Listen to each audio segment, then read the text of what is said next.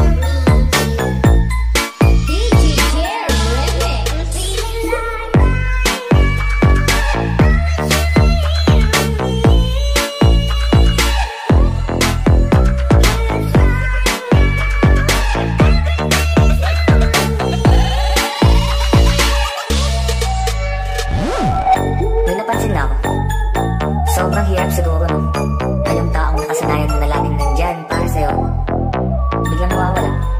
Wala na. Wala nang message, wala nang paramdam, as in wala na.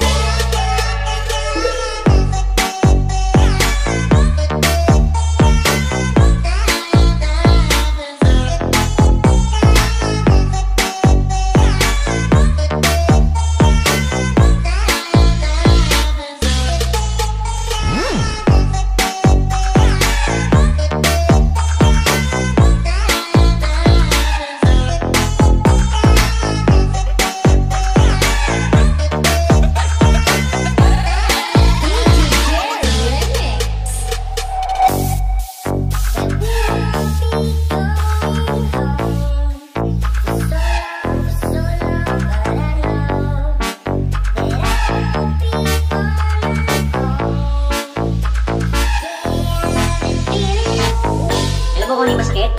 Yun yung feeling na asang-asa ka sa kanya, pero sayang-saya na